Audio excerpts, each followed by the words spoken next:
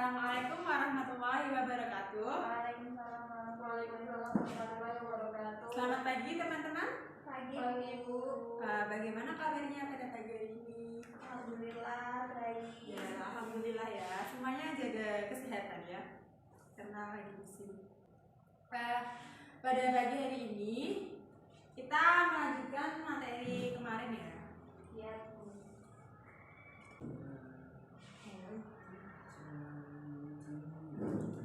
Baik, pada hari ini kita melanjutkan materi kemarin. Yaitu sekarang kita akan belajar tentang iman kepada hari akhir. Sebelumnya ada yang tahu nggak sih hari akhir itu apa? Nggak tahu Bu. Ya. Apa sih hari akhir itu ya? Hari akhir atau kiamat dalam agama Islam merupakan peristiwa puncak dari semua kehidupan yang ada di bumi ini, berupa hancurnya alam semesta beserta isinya termasuk manusia dan makhluk lainnya. Tidak ada seorang makhluk pun yang bisa lolos dari kiamat. Jadi ketika kiamat datang, semuanya tuh hancur, gak ada yang masih hidup. Ya sebelumnya lalu apa sih beriman kepada hari kiamat itu? Coba Mbak Zulfia, apa? Percaya hari kiamat. Oh iya. Iman kepada hari akhir artinya mempercayai bahwa hari kiamat suatu hari akan datang, di mana seluruh alam semesta hancur dan kehidupan yang kekal, yaitu akhirat, akan menanti. Setelah itu manusia akan dimintai tanggung jawab amal ibadahnya selama di dunia. Selanjutnya yang sudah tertulis di dalam Quran surat Al-Hajj ayat 7, yaitu Bismillahirrahmanirrahim. Wa anna as-sa'ata atiyatu la raiba fiha wa anna Allah yab'atsu man fil qubur. Yang artinya sesungguhnya kiamat itu pasti datang, tidak ada keraguan padanya, dan sesungguhnya Allah akan membangkitkan siapapun yang ada di dalam kubur. Ya. Selanjutnya yaitu macam-macam kiamat. Siapa yang tahu macam-macam kiamat ada berapa? Ada 2. Ya, apa sama apa? Kiamat sughra dan kiamat kubra. Ya. Ada 2 ya, kiamat sughra dan kiamat kubra. Kiamat sughra sendiri yaitu kiamat kecil kiamat sughra yaitu kiamat kecil. Kiamat sughra atau kiamat kecil adalah kematian yang terjadi pada sebagian makhluk Allah. Kematian seseorang yang disebabkan karena penyakit atau bencana alam seperti banjir, tsunami, tanah longsor, kebakaran, dan kecelakaan merupakan contoh dari kiamat sughra atau kiamat kecil. Meskipun dinamakan kiamat kecil, kiamat sughra merupakan peristiwa yang dapat menyebabkan hilangnya nyawa dalam jumlah yang banyak. Seperti pada saat tsunami di Aceh tahun 2004. Itu kan sangat dahsyat ya. Maksudnya tuh mematikan beberapa banyak nyawa. Jadi itu merupakan korban, ya, banyak korban. Jadi itu merupakan kiamat sughra. Ya.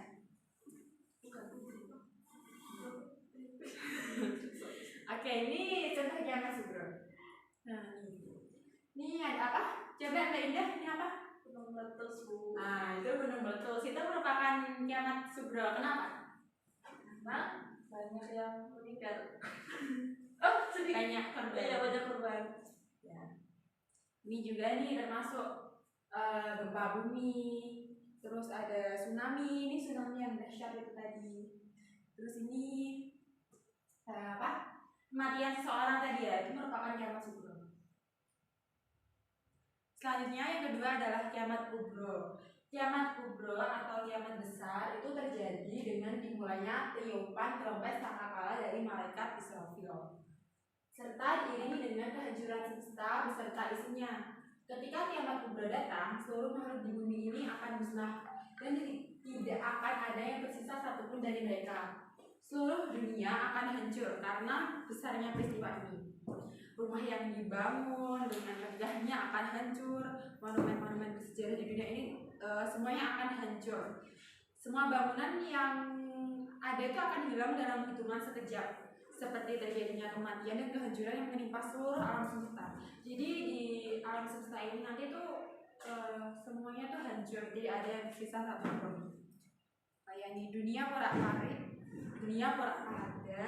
rusak dan hancur. kehidupan manusia akan berganti dengan alam yang baru, yaitu alam akhirat atau di alam kubur. Nih, contoh dari kiamat kubro ini hanya ilustrasi ya, karena kiamat kubro belum terjadi. Jadi ini hanya ilustrasinya.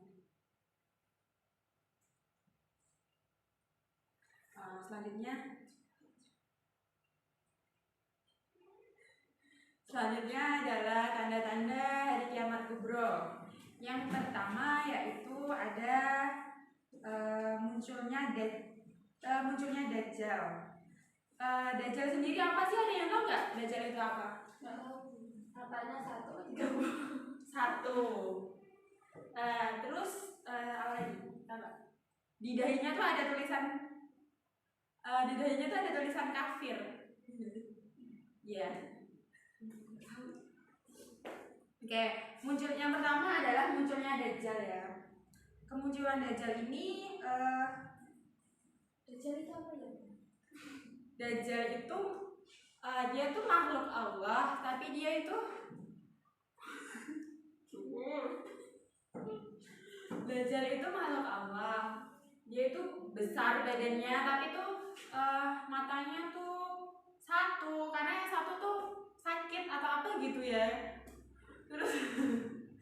Terus itu tadi di dahinya tuh ada tulisan kafir gitu. Itu nanti tuh yang akan melawan Imam Mahdi. Ya. Nah, jadi langsung aja deh. Ini ya, yang pertama ada munculnya Dajjal, yang kedua kemunculan Imam Mahdi, yang ketiga turunnya Nabi Isa, terus ada munculnya Ya'juj Ma'juj, terus terbitnya matahari dari barat, terus munculnya asap yang mematikan atau dukhon. Itu merupakan tanda-tanda hari kiamat kubro. Nah, selanjutnya yaitu ada tahapan yaumul akhir. Yang pertama ada yaumul barzah. Yaumul barzah adalah tahapan alam kubur. Tahapan alam kubur ini adalah yang paling awal dan merupakan pintu gerbang menuju akhirat.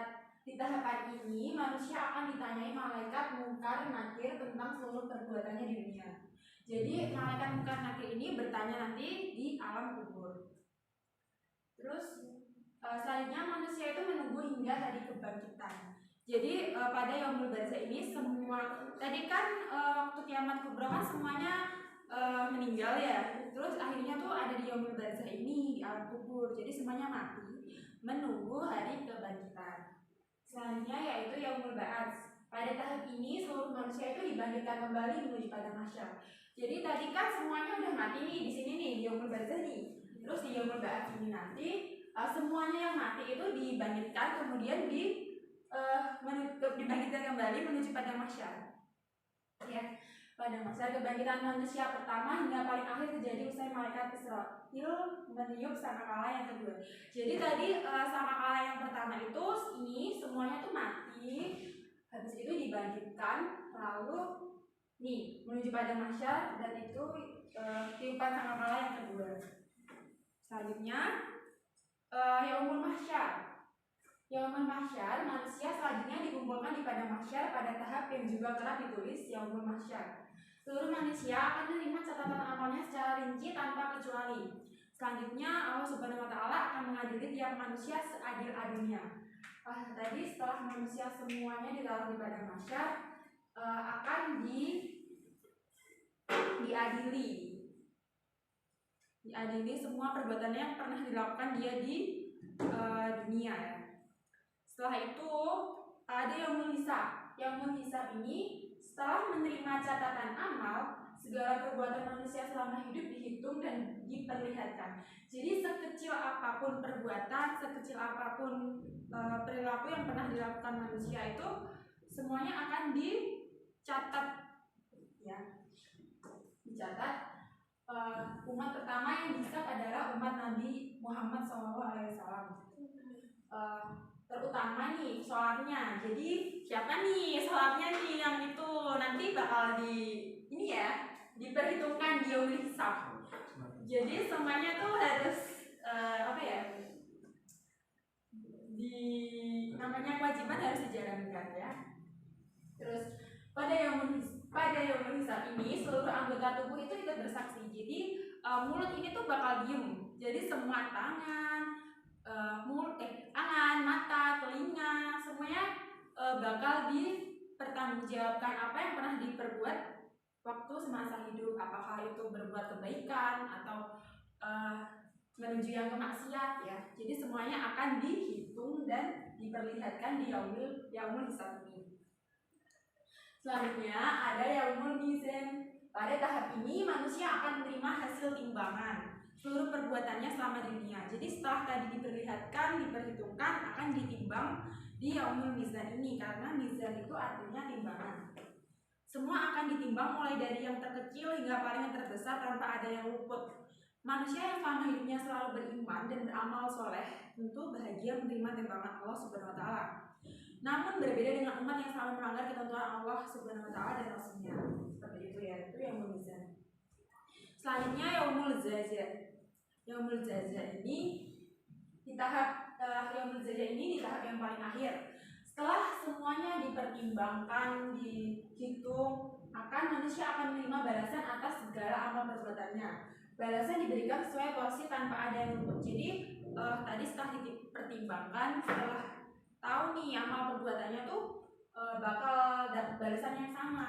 Jadi misalkan timbangannya berat yang amal buruknya ya bakal dibalasnya tuh sama gitu. Selanjutnya ada hikmah beriman kepada hari akhir. Yang pertama ada manusia itu dapat mempersiapkan diri dengan baik. Terus yang kedua ada meningkatkan ketakwaan kepada Allah Subhanahu Wa Taala. Yang ketiga berbuat baik kepada sesama. Selanjutnya ada muncul rasa takut nih untuk berbuat maksiat. Jadi tuh sering-sering menjauhi perbuatan maksiat nih karena ingat tentang hari akhir nih, jadi takut. Terus akhirnya tuh muncul rasa takut itu tadi dengan bertobat ya. Selanjutnya teguh dalam melakukan setiap perbuatan dan pekerjaan yang diridhoi Allah Subhanahu Wa Taala. Selanjutnya ada senantiasa menjalani hidup dengan penuh harap karena yakin adanya pahala dari Allah. Karena ya tadi bakal ditimbang ya, jadi dia itu pengen terus dapat pahala dari Allah. Ada lagi menyadarkan manusia untuk tidak terlena terhadap kesenangan dan gemerlap di dunia, karena di dunia ini hanya sementara. Jadi sadar gitu. Selanjutnya ada menyadarkan manusia untuk memperbanyak sedekah sebagai bekal kelak akhirat dan senantiasa beramal soleh. Terus mendorong manusia untuk senantiasa taat dan ikhlas dalam menjalankan perintah Allah Subhanahu Wa Taala. Tanggung jawab dan berhati-hati dalam melakukan setiap perbuatan agar tidak mendatangkan dosa. Yang terakhir yaitu menunjukkan perilaku terpuji dalam kehidupan sehari-hari, karena sekecil apapun bakal dapat balasan ya. Selanjutnya ada kuis nih. Ya, ayo kuis nanti bakal dapat poin nih. Yang tidur kok yang jawab Bu. Apa? Yang tidur yang jawab. Iya nih yang tidur, ayo dijawab.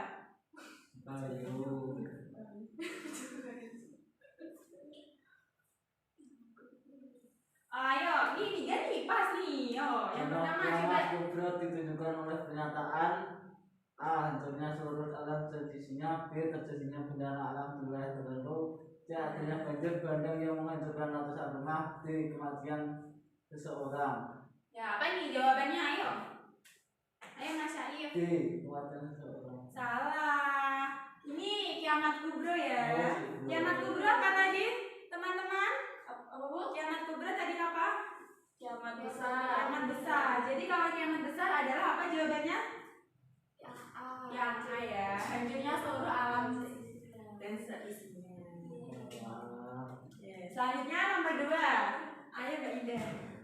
Berikut tanda-tanda kecil hari kiamat, kecuali A. Tersebarnya perzinahan, B. Minuman keras merajalela, C. Fitnah muncul di mana-mana, D. Munculnya bangsa yang cuma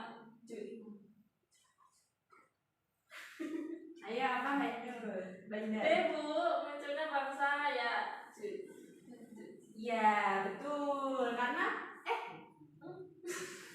tanda-tanda kecil hari kiamat. Oh iya kecuali, betul. Jadi kalau tersebarnya perzinahan, minum keras merajalela, fitnah muncul di mana-mana kiamat ya. Terus selanjutnya yang ketiga Mbak Zulfia. Beriman kepada hari akhir atau hari kiamat merupakan rukun iman yang kelima. Ya betul, yang kelima. Yang keenam apa Mbak? Qada dan qadar. Betul.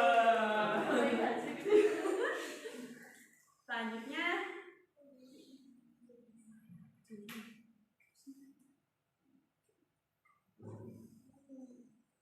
nih, selanjutnya ada dua gambar nih. Selanjutnya ada dua gambar nih. Coba coba. Ini Mas Syaif, ini termasuk kiamat yang mana?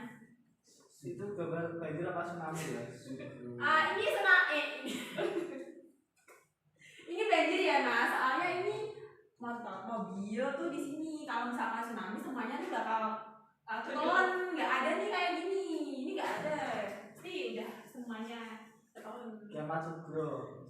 Ya kiamat segera karena Kecil. karena itu termasuk apa? Bencana kecil. Ya berupa banjir. Terus selanjutnya ini Mbak Zulfia. Ini termasuk apa? Ini ilustrasi doang sih. Soalnya kan ya itu kebakaran. Itu ilustrasi Mbak. Iya itu kebakaran. Itu tsunami gitu. Ilustrasi kiamat kubro. Oh. Karena kita kan belum pernah nih melihat kiamat kubro. Jadi adanya gambarnya ilustrasi ini seluruh dunia itu hancur porak-porik. Jadi manusia tuh bingungan gitu loh. Karena itu tadi Kirain kebakaran. enggak Mbak. Tuh hanya ilustrasi ya Mbak. Soalnya belum ada. Jadi zaman dulu aku belum nikah ya. Untuk materi pada pagi ini masih ada yang bingung apa tidak nih? Ada pertanyaan? Ada ya. Baik, kita akan melanjutkan ke minggu depan. Terima kasih. Akhirul kalam. Wassalamualaikum warahmatullahi wabarakatuh.